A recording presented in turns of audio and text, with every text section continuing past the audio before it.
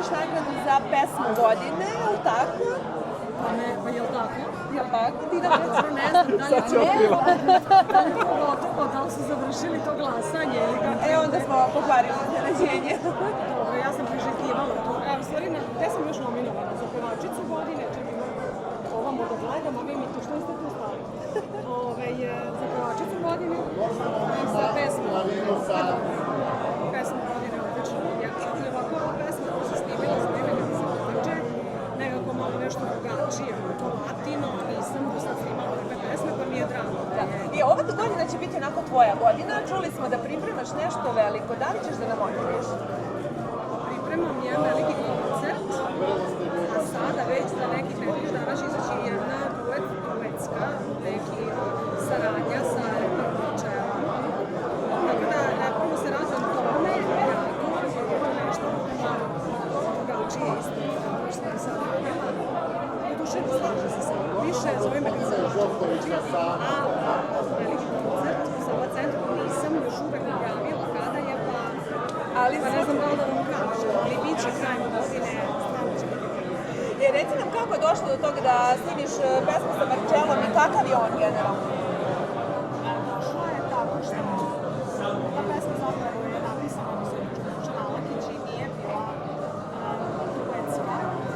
Je bila onako samo jedna strana ženska, gde je meni falio i muški osvrt na sve to, ali nisam želala da bude pevač, baš sam htjela da bude Marčelo. Meni je samo stvari pao na pamet i nekako mislim da ide uz ono što ja radim u pop muzici, slaže se ovo što me radim služi.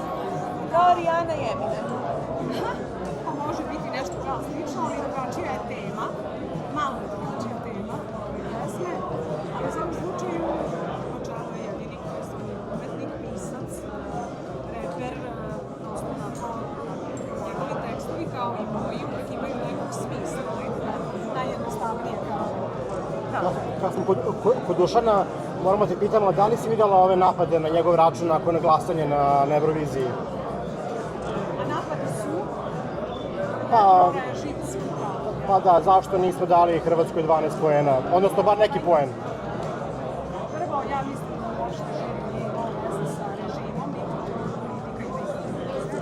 Jednostavno da ja budem neki meni advokat, ali svako od njih glasa onako kako osjeća da treba i ja to pozdravljam. Prosto, možda bih ja glasala tako i onako, možda bih malo pristrasnija ili bi razmišljala više o nekom komšijskom ili političkom smislu, ne znam ili ne znam pojene, ali uvek pozdravljam posebnosti i kad imaš neki svoj identitet muzički, svi oni imaju što sad kao, da su Hrvati nama dali 5-4 poena, kao što smo davali prošle godine, onda niko ništa ne bi rekao, a sad što su oni nama dali 12, onda kao ja, da smo ispali bez veze, što mi nismo njima ništa. Mislim, ja sam uvek za to da se naravno gleda nekako region i da jedni drugima kao dajemo pojene, kad već gledamo Danci, Norvežani, svi oni nešto tamo i Šveđani daju,